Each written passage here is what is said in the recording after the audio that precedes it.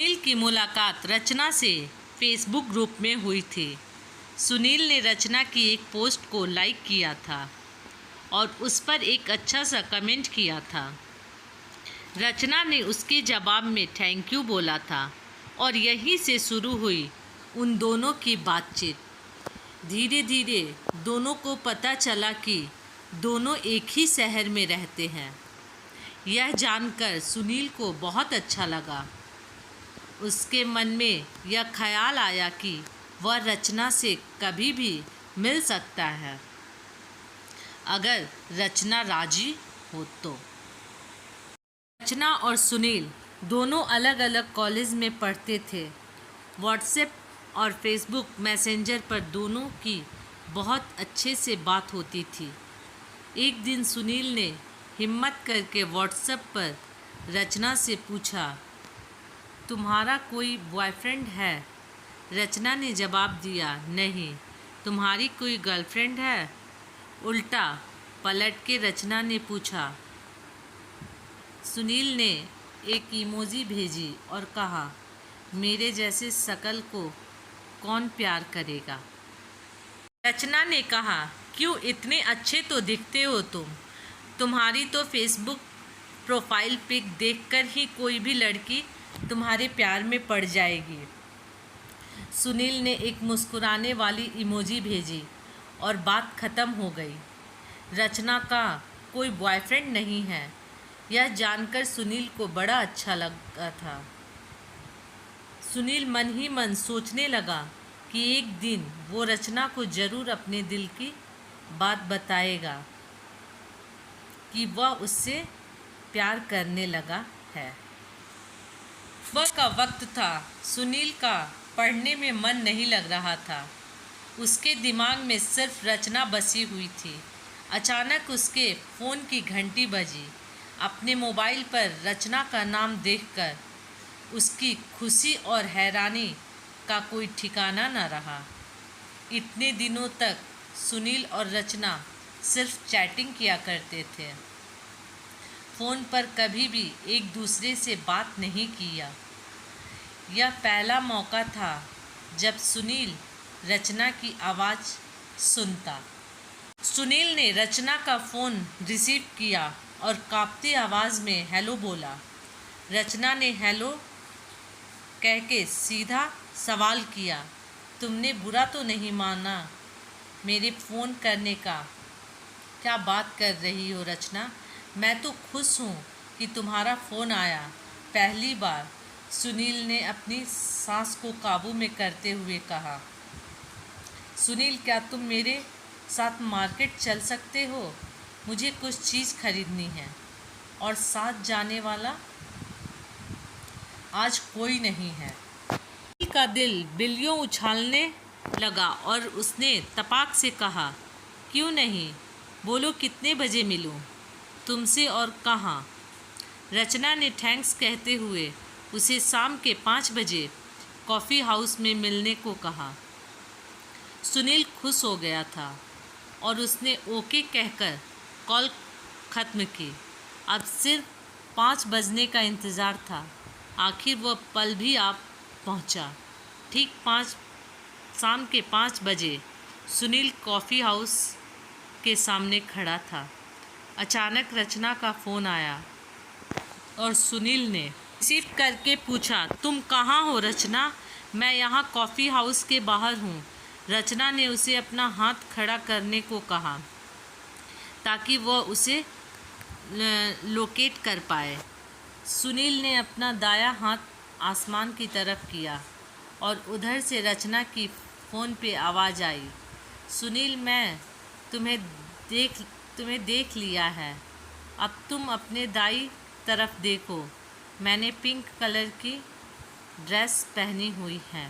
सुनील ने अपनी दाई तरफ देखा। थोड़ी ही दूर उसे एक खूबसूरत सी लड़की गुलाबी सलवार कुर्ती में अपनी तरफ आती दिखी। सुनील ने अपना फ़ोन जैसे ही काटा, उस लड़की ने अपना हाथ उठाकर उसकी तरफ हिलाया। सुनील समझ गया कि वही रचना है। सुनील के दिल की धड़कन तेज हो चुकी थी। कितनी खूबसूरत है रचना, सुनील ने मन ही मन में सोचा। ये पहली बार था कि रचना और सुनील ने एक दूसरे को आमने सामने से देखा। रचना सीधे उसके सामने आकर खड़ी हुई और अपना हाथ सेकहैंड करने के लिए आगे बढ़ाते हुए बोली, हेलो, कैसे हो? सुनील ने हाथ तो मिला लिया, मगर उसकी समझ में ये नहीं आ रहा था कि वो बोले क्या। यह मौका था उसकी ज़िंदगी का कि वो किसी लड़की से यूं अकेले में मिल रहा था। किसी तरह उसके जुबान से हेलो निकला। रचना के कोमल हाथों का स्पर्श सुनील के दिमाग तक असर कर गया था। रचना ने हंसते हुए कहा, क्या हुआ, नर्वस क्यों हो रहे हो? अरे हम एक दूसरे को पहले से ही जानते हैं, सिर्फ मिल पहली बार रहे हैं। सुनील झेप सा गया और मुस्कुराते हुए नॉर्मल होने की कोशिश की। रचना ने उसका हाथ पकड़ा और बोली, चलो पहले कॉफ़ी पीते हैं। सुनील हंसी खुशी रचना के हाथों में अपना हाथ उसी तरह देकर कॉफ़ी हाउस के भीतर चला गया। सुनील ने यूं तो बहुत बातें की थी रचना से चैट पर, मगर सामने कुछ भी बोल ही नहीं पा रहा था। रचना इस बात को समझ गई और वो कॉफ़ी का घूंट लेकर बोली, सुनील तुम अपनी फेसबुक प्रोफाइल पिक से ज़्यादा स्मार्ट और हैंडसम दिखते हो। सुनील और भी शर्मा गया और तेज़ी से कॉफ़ी के घूंट लेने लगा। रचना हंस पड़ी और हंसते हुए बोली, अरे बाबा, मुंह जल जाएगा। अब सुनील भी हंस पड़ा और वो सहज सा हो गया। रचना के इस तरह बोलने पर फिर उसने पहली बार अपना मुंह खोला। मैं पहली बार किसी लड़की से मिल रहा हूँ रचना, और वो भी इतनी खूबसूरत लड़की से, इसलिए थोड़ा सा नर्वस हूँ। अच्छा, रचना ने हैरानी से कहा, तो फिर तो तुम्हें मुझे थैंक यू कहना चाहिए। रचना ने सुनील को छेड़ा। सुनील मुस्कुराया, कुछ बोला नहीं। तुम बहुत खूबसूरत हो रचना, और मैं खुशनसीब हूँ कि तुम्हारे साथ यहाँ कॉफ़ी पी रहा हूँ। सुनील एक सांस में पूरी बात कह गया। रचना शर्मा गई और उसने अपना चेहरा झुका लिया। सुनील को लगा जैसे वो बुरा मान गई हो, सो फटाक से बोला, मुझे माफ़ कर दो अगर मैंने। रचना बोली, नहीं, ऐसी कोई बात नहीं है, मुझे अच्छी लगी तुम्हारी बात। सुनील तो जैसे हवा में उड़ने लगा। ये सुनकर वो खुश भी हुआ और उसकी चिंता भी दूर हुई। कुछ देर वो इधर उधर की बातें करते रहे। फिर रचना बोली, चलो शॉपिंग कर लेते हैं। सुनील ने कॉफ़ी का बिल दिया और रचना ने फिर उसका हाथ पकड़ लिया और बाहर निकल आई। रचना का इस तरह हाथ पकड़ लेना सुनील को अजीब तो लग रहा था, मगर उसे अच्छा भी बहुत लग रहा था। अचानक रचना बोली, सुनील, वो सामने वाली शॉप पे चलते हैं और मैं तुम्हारा ज़्यादा वक्त नहीं लूँगी। सुनील ने मुस्कुराते हुए कहा, वक्त क्या चीज़ है रचना, तुम चाहो तो मेरी जान ले लो। रचना ये सुनकर शर्मा गई और उसने सुनील का हाथ जोर से पकड़ लिया। रचना के हाथों का दबाव सुनील ने महसूस किया और उसने भी हल्के से रचना का हाथ दबाया। रचना कुछ नहीं बोली तो सुनील समझ गया कि रचना ने बुरा नहीं माना है। दोनों एक दूसरे का हाथ पकड़े एक दूसरे की तरफ देखते रहे और फिर रचना ने मौन तोड़ा और बोली, पहले शॉपिंग कर लेते हैं। सुनील ने सहमति में सर हिलाया और दोनों दुकान में अंदर चले गए। रचना ने बहुत सारे ड्रेसेस देखने के बाद दो ड्रेस पसंद की और सुनील से बोली, ये दोनों कैसी लगी मेरे ऊपर। सुनील तो उसकी आंखों और उसके प्यार में इस कदर खो चुका था जैसे वो अपने होश हवास में ही न हो। उसने रचना की आंखों में झांकते हुए कहा, तुम्हारे ऊपर ये ड्रेस आकर धन्य हो जाएंगी। रचना जोर से खिलखिला उठी और बोली, बदमाश चलो हटो, और फिर पेमेंट डेस्क की तरफ बढ़ गए। सुनील मुस्कुराता हुआ वहीं खड़ा रहा। अचानक सुनील को रचना की आवाज़ सुनाई पड़ी।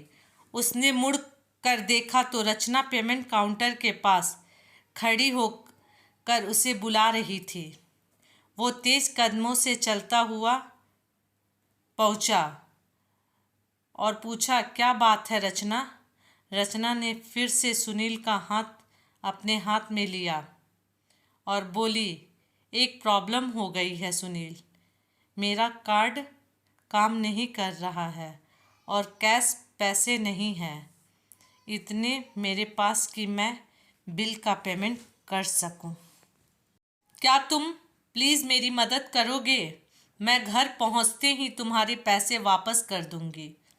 सुनील ने प्यार से रचना के हाथ थपथपाए और बोला, पगली, ऐसी कौन सी बड़ी बात हो गई कि तुम इतना हिचक रही हो? ये लो मेरा कार्ड और कर लो पेमेंट। इतना कहकर सुनील ने अपना एटीएम कार्ड रचना को दे दिया। रचना ने सुनील का हाथ हल्के से दबाया और कृतज्ञ आवाज़ में थैंक यू बोली। रचना का टोटल बिल 7500 रुपये के आसपास का था। सुनील थोड़ा टेंशन में भी था क्योंकि इतने पैसे का हिसाब वो अपने पिताजी को कैसे देगा। इसी बात की चिंता उसे हो रही थी, मगर वो शांत बना रहा, उसको निहारता रहा। रचना ने पेमेंट किया, सुनील के एटीएम कार्ड का पिन पूछकर, और फिर सुनील के पास आकर उसका कार्ड वापस किया और बोली, तुम बहुत अच्छे हो सुनील, आज मुझे बेइज्जत होने से बचा लिया तुमने। सुनील रोमांटिक होकर बोला, तुम्हारी इज्जत मेरी भी इज्जत है रचना। इतना सुनते ही रचना ने सुनील का हाथ और कस के पकड़ लिया और अब एक हाथ से उसकी एक बाँह पकड़ के बाहर की ओर जाने लगी। सुनील के दिलो दिमाग पे रचना के प्यार का नशा हावी होता जा रहा था। उसने अपने आसपास नज़र डाली और अपने आप को सबसे खुशकिस्मत इंसान पाया। सुनील की जैसे नींद टूटी हो।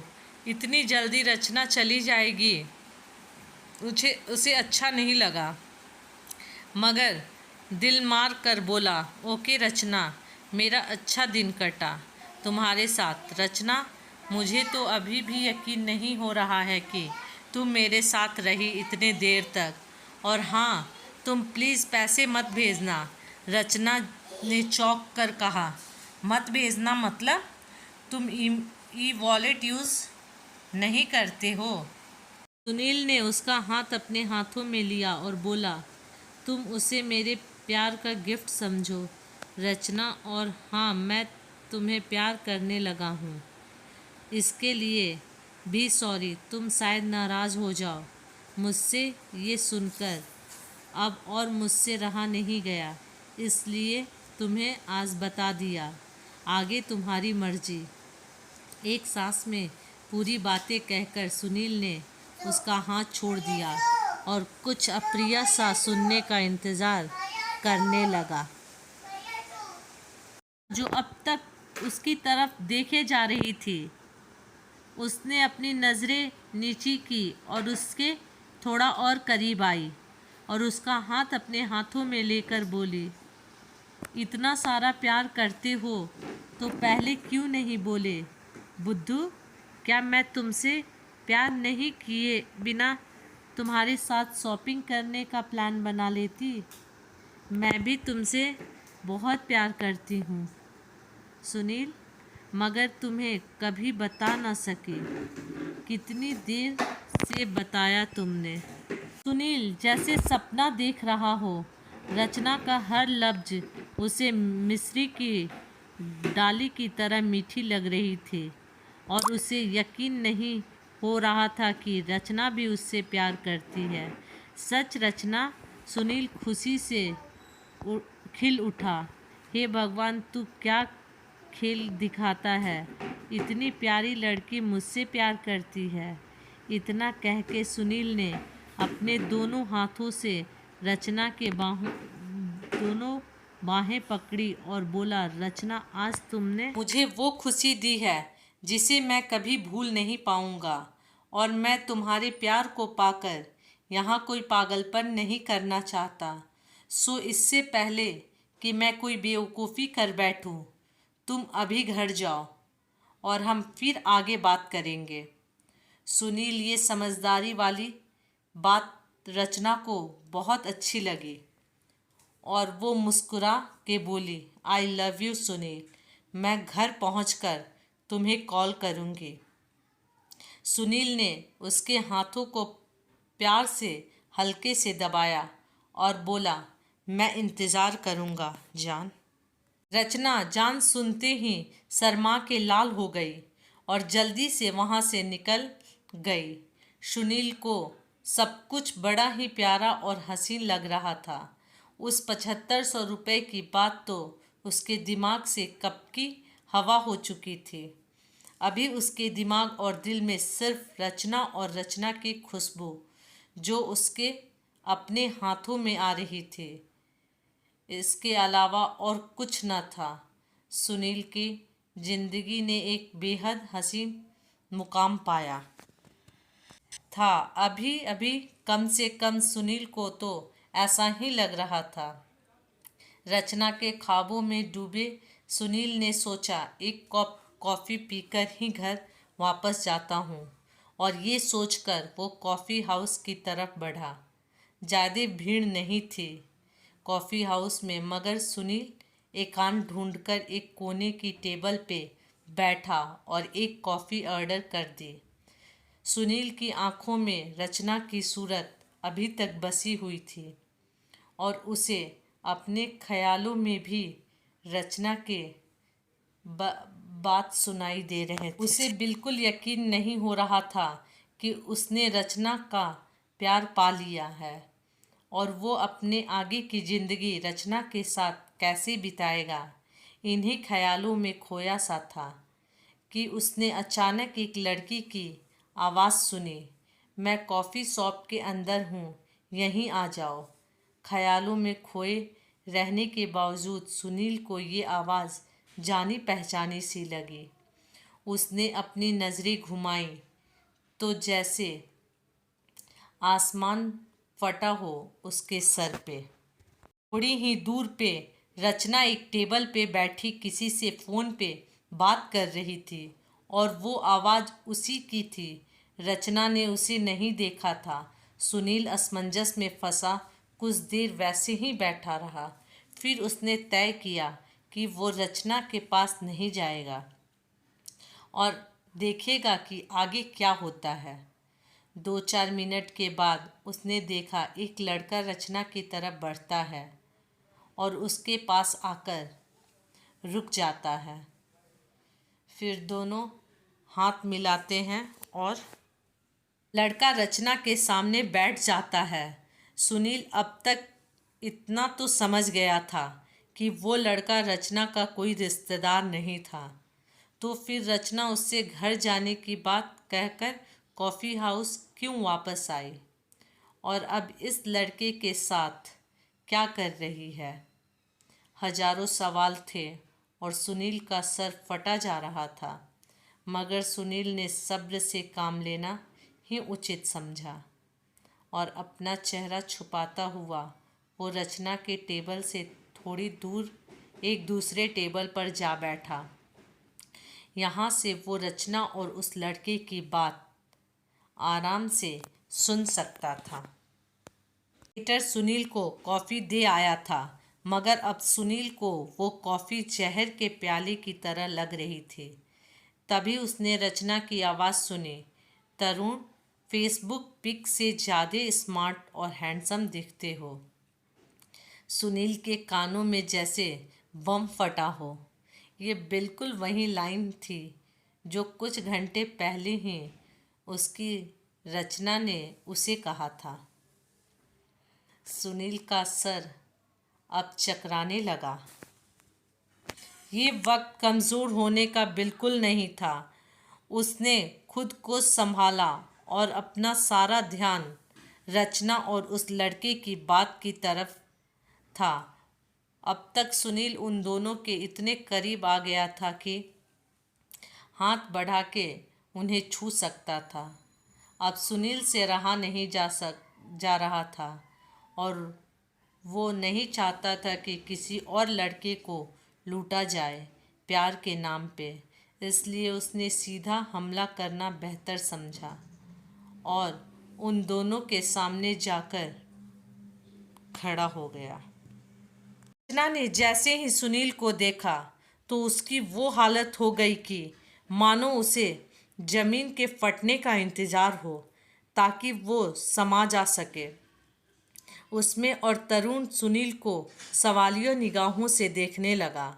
सुनील ने तरुण की तरफ अपना हाथ बढ़ाया और कहा, दोस्त, मेरा नाम सुनील है और ये लड़की जिसने मुझे अपना नाम रचना बताया था, मुझसे अभी 10 मिनट पहले प्यार भरी बातें करके मेरे पैसे से अपने लिए महंगी ड्रेस खरीद कर मुझे लूट चुकी है और अब तुम्हारी बारी है और तुम्हारे बाद शायद किसी और का नंबर भी होगा इसकी लिस्ट में।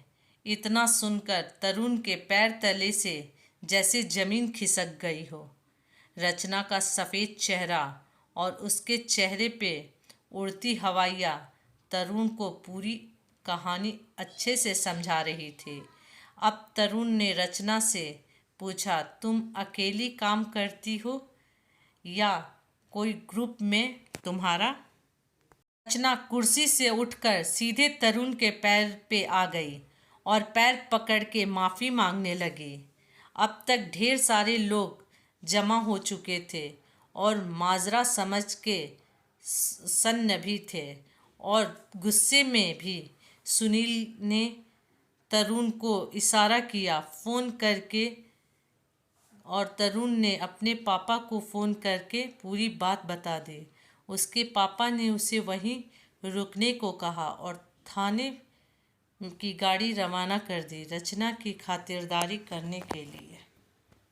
तो यदि मेरी कहानी अच्छी लगे तो लाइक, सब्सक्राइब एंड शेयर ज़रूर करें।